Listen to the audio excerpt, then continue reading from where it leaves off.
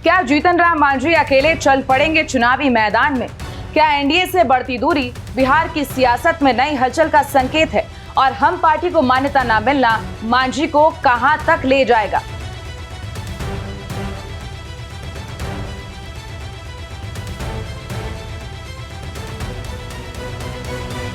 बिहार में 2025 का चुनाव सिर्फ बड़ी पार्टियों की लड़ाई नहीं होगी, छोटे दल भी किंग मेकर बन सकते हैं। तो चलिए जानते हैं मांझी के इस करो या मरो के मिशन के पीछे की सियासत।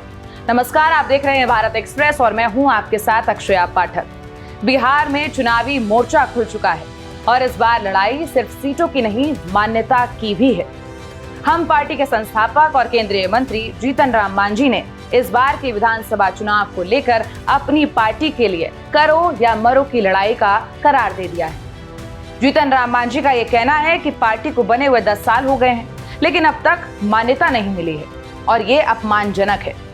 अब ये चुनाव हम पार्टी की पहचान और अस्तित्व की लड़ाई बन चुका है। क्या कुछ कह रहे हैं वो, एक बार सुनिए। देखिए, वैसा कोई टारगेट नहीं फिक्स है, लेकिन सही है कि करो और मरो की बात हम लोग कर रहे हैं, इसलिए कि 10 हो गए मेरे पार्टी निर्माण का और अभी तक हम पर निबंधित पार्टी का कलंक लगा हुआ है। और निबंधित पार्टी होने के चलते हम लोग जो मंत्री काल में जो काम किया था उसको प्रभावी ढंग से हम लोग जनता में और पार्लियामेंट में या एमपी में नहीं कह रहे हैं। तो ऐसी परिस्थिति में हमको मान्यता प्राप्त होना बड़ी जरूरी है। इसलिए इस बार हम एनडीए के लोगों से जरूर निर्भरा करेंगे, बहुत आर्ग्यू करेंगे कि ऐसा सीट दीजिए ताकि हमको विधानसभा में जो मान्यता प्राप्त होने लायक सीट आ जाए। मांझी के ताजा बयानों ने न सिर्फ बिहार की राजनीति में हलचल मचा दी है, बल्कि एनडीए के अंदर भी बेचैनी को बढ़ा दिया है। जब एक केंद्रीय मंत्री अपनी ही पार्टी को करो या मरो की लड़ाई का नाम दे, तो सियासत में कुछ बड़ा जरूर पकड़ाव होता है। पार्टी को मान्यता ना मिलना इस समय मुद्दा क्यों है, ये समझना भी आपके लिए जरूरी है। दरअसल हम पार्टी की स्थापना 2015 में हुई थी, जब जीतन राम मांझी को मुख्यमंत्री पद से इस्तीफा देकर जेडीयू छोड़नी पड़ी थी। तब से पार्टी का सफर जारी है, लेकिन आज तक हमको चुनाव आयोग ने मान्यता प्राप्त पार्टी का दर्जा नहीं मिल पाया है। भारत के चुनावी कानूनों के अनुसार किसी भी पार्टी को मान्यता प्राप्त दल बनने के लिए 2 शर्तें होती हैं, या तो कम से कम 8 विधानसभा सीटें जीतें, या फिर राज्य के कुल वैध वोटों से कम 6% वोट प्राप्त करें। अब जीतन राम मांझी के पास 2 रास्ते हैं। पहला, एनडीए में रहकर 15 सीटों पर चुनाव लड़ना।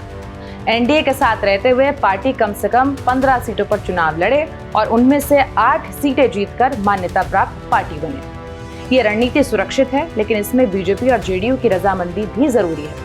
उनके पास एक दूसरा ऑप्शन भी है, अकेले 50 से 100 सीटों पर चुनाव लड़ना। अकेले चुनाव लड़कर हर सीट पर औसतन 10,000 से ज्यादा वोट हासिल करना। अगर कुल वोट प्रतिशत 6% को पार कर जाता है तो भी पार्टी को मान्यता मिल सकती है। अब मांझी ने यह भी कहा है कि हाल ही में उन्होंने 243 विधानसभा सीटों पर उम्मीदवार उतारने की बात कही थी, लेकिन वो सिर्फ पार्टी कार्यकर्ताओं का मनोबल बढ़ाने के लिए थी। असली रणनीति अभी पार्टी का नेतृत्व तय करेगा। तो क्या बीजेपी के लिए खतरे की घंटी है मांझी की नाराजगी? ये भी समझने की कोशिश करते हैं। जीतन राम मांझी एनडीए के पुराने सहयोगी हैं, लेकिन उनका सार्वजनिक रूप से सीटों को लेकर दबाव बनाना बीजेपी के लिए अच्छा संकेत नहीं है, क्योंकि बिहार में 16 से 17% वोटर दलित वर्ग से आते हैं, जिनमें मांझी समुदाय, जो कि मुसहर है, वो भी एक बड़ा हिस्सा है। अगर मांझी अलग होते हैं तो ये वर्ग बीजेपी के खेमे से छिटक सकता है, खासकर जब महागठबंधन आरजेडी और कांग्रेस और लेफ्ट पहले से ही पिछड़ों और मुस्लिमों के बीच मजबूत हो रहे हैं। एनडीए की सीट शेयरिंग पहले से ही तनावपूर्ण है, क्योंकि जेडीयू और बीजेपी के बीच तालमेल बिगड़ता रहा है। आपको ये भी बता दें कि 2020 के विधानसभा चुनाव में हम पार्टी ने एनडीए के तहत 7 सीटों पर चुनाव लड़ा था और 4 पर जीत भी हासिल की थी। हालांकि ये संख्या 8 से कम है, लेकिन प्रदर्शन ठीक ठाक माना गया था।